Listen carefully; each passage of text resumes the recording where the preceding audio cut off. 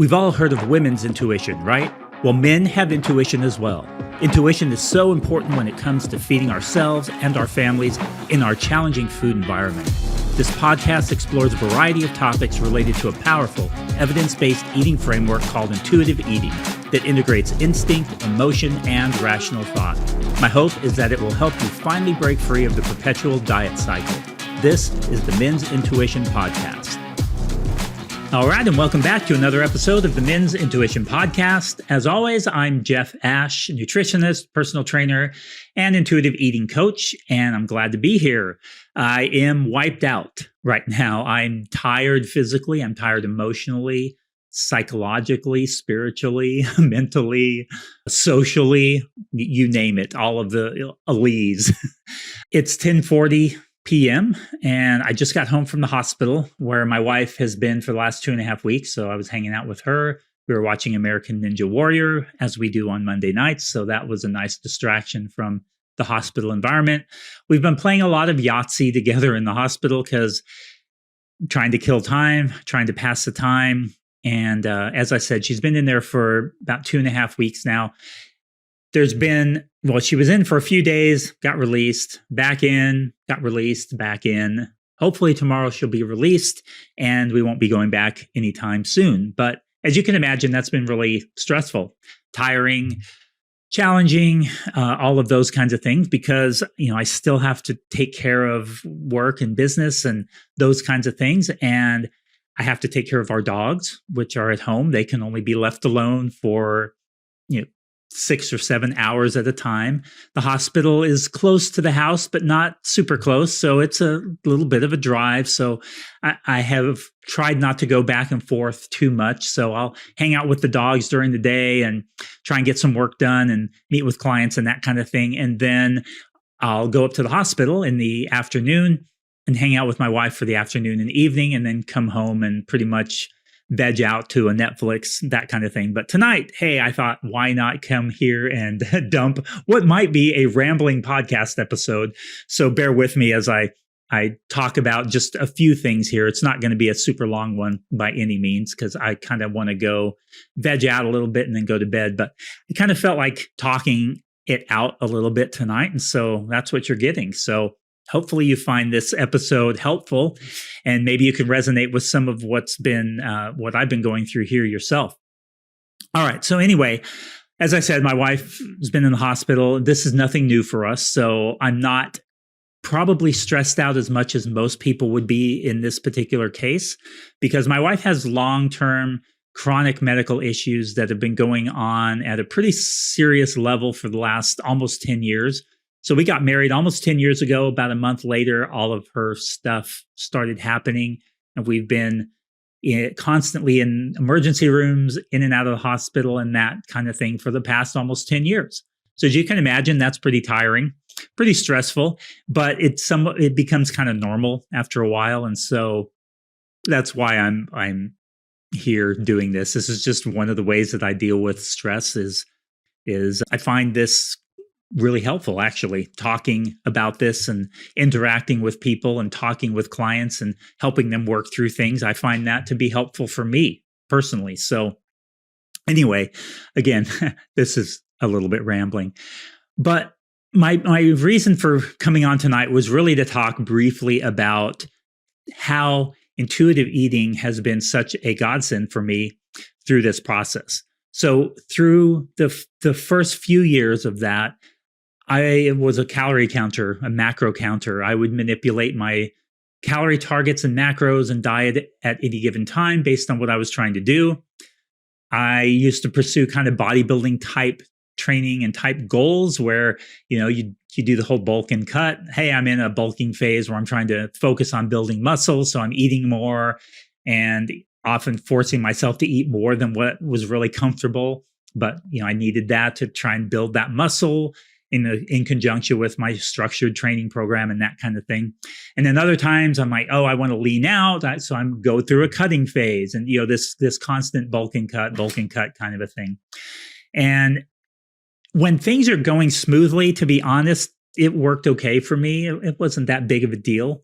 But stressful times, disruptions in life are inevitable. And you may not be going through disruptions as consistently or long term as I do, but any kind of disruption can throw a wrench in the works when you have some kind of a restrictive approach. Now, keep in mind, most of this time, my kids were grown. They were teenagers early on in our marriage, but then they both are out of the house now. And so I haven't had to deal with kids around. So if you have kids, that's just a daily stressor, right? A daily disruption in many ways. It's a wonderful blessing, but it's a disruption. It throws a wrench in the works. Nothing ever really just goes perfectly smoothly. There's always something that's coming up that needs to be dealt with. Again, these disruptions that can throw a wrench in the works when it comes to our meticulous dieting strategies. And so a few years ago, when I really made a change from tracking calories to incorporating the principles of intuitive eating into my own life, it's made such a big difference. All right, so I thought I'd talk a little bit about the difference in how I would navigate these situations when I was tracking calories, tracking my macros, versus now as someone who incorporates the principles of intuitive eating. So I no longer track, and I use these principles of intuitive eating. So how does it look different?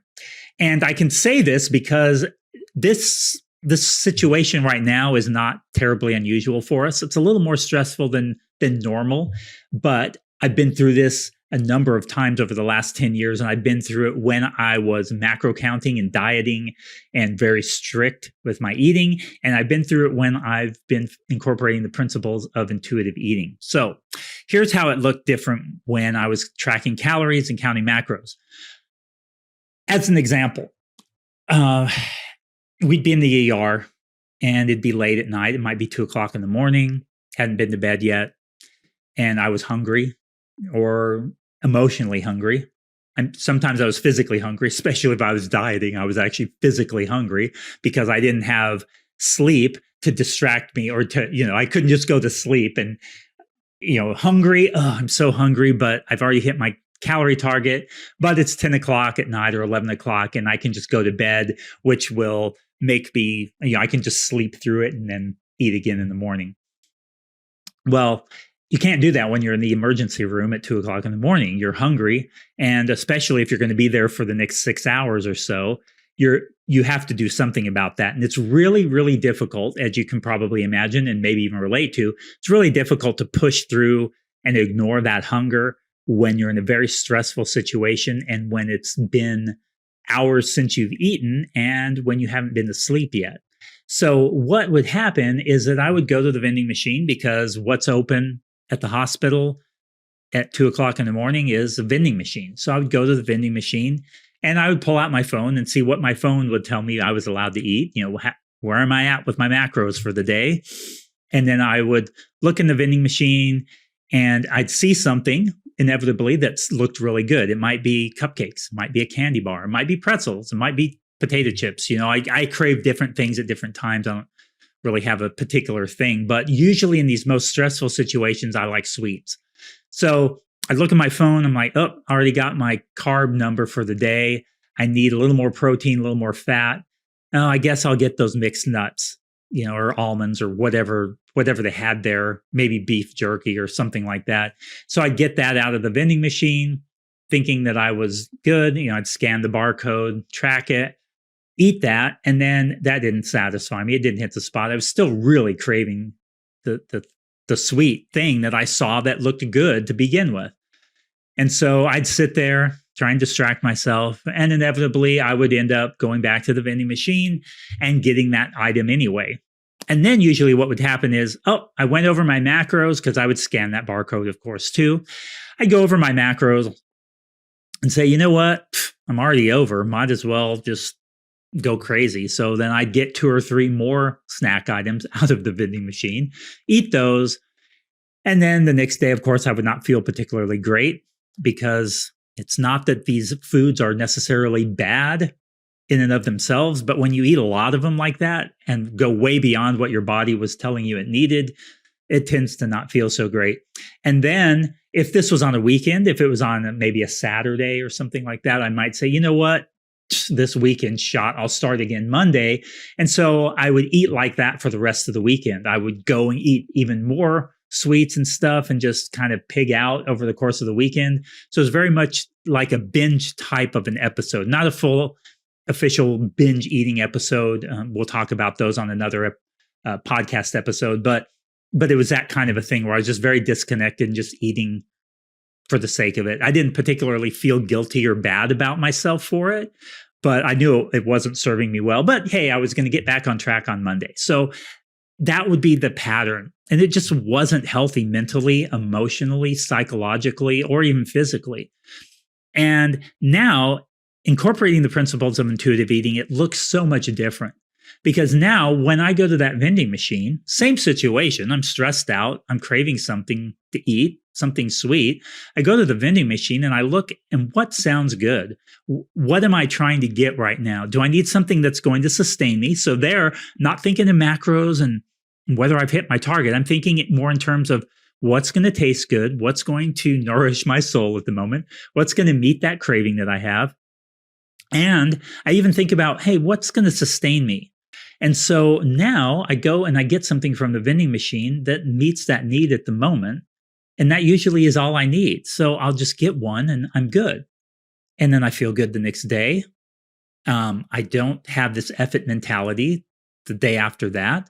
I just continue going about my business because that's how I eat every day, whether there's a disruption or not. That's how I evaluate my food choices. That's how I evaluate what I want to eat at any given moment. Tonight, I was craving Taco Bell. I don't know why. I don't even like Taco Bell, but for whatever reason, I was craving soft tacos from there. So I got 3 soft tacos, ate them. It actually really hit the spot, which is weird because Taco Bell, like I said, it's not my favorite place. I'm a bit of a snob when it comes to Mexican food and that type of food. But it just hit the spot. And I was satisfied.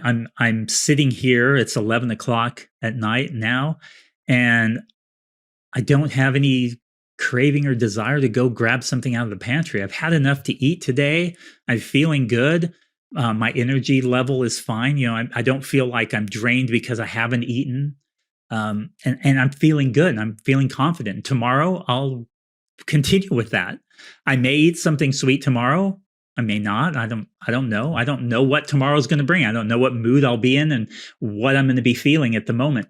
But that's how intuitive eating really looks different than macro counting or a diet where the diet is dictating to you what you can eat at any given moment, regardless of how you're feeling and regardless of what you're really wanting. It's dictating to you what you're allowed to eat and what you should do to, quote, stay on track. And that's the cool thing that I found with the principles of intuitive eating is that you don't have to stay on track because it's flexible. It's based on what your body is telling you at any given moment. So when you're tuned into what your body needs and you're feeding yourself what you really feel like your body is needing at any given moment, whether that's protein or fat or carbs or something sweet or something maybe more like a salad or a sandwich or whatever it is, ice cream, whatever it is at any given moment, if you tune into what your body is needing and you give it that, what it's needing, then you tend to find that you are satisfied. And when you're satisfied, you have so much less desire to go raid the pantry or to overeat and that kind of thing. And so I just thought I'd share these quick few thoughts tonight on this podcast episode. Hopefully that wasn't too rambling or disconnected. And hopefully you resonated with that a little bit. And if you did, I'd love to hear from you. Feel free to reach out to me on Instagram. That's usually where I'm most active at intuitive.eating.men. I'd love to hear from you, love to interact with you. You can interact with me on some of my content posts. But again, feel free to shoot me a DM if you have a question or a concern, or if you're looking for someone to help you maybe navigate some of this stuff. I'd be more than happy to set up a call with you and maybe talk to you and see if I could help you, and maybe working together for a little bit might be beneficial to you. So just let me know if there's anything that I can help you with in that area. As you can see from this podcast episode, I know a little bit about chronic illness. I know a little bit about stress. I know a little bit about dealing with health issues and navigating stressful situations, especially when it comes to food. So I'd love to be able to help you out in that area if that's something that you could use some help with. So again, thank you for listening. Thank you for putting up with this rambling episode. And I think I'm going to sign off and maybe go watch something on Netflix. I don't know, or maybe I should do what I think my body is telling me I should probably be doing, which is go to bed. So the more that I think about it, I think that may be the best choice. So anyway, we'll talk to you again soon. Thanks.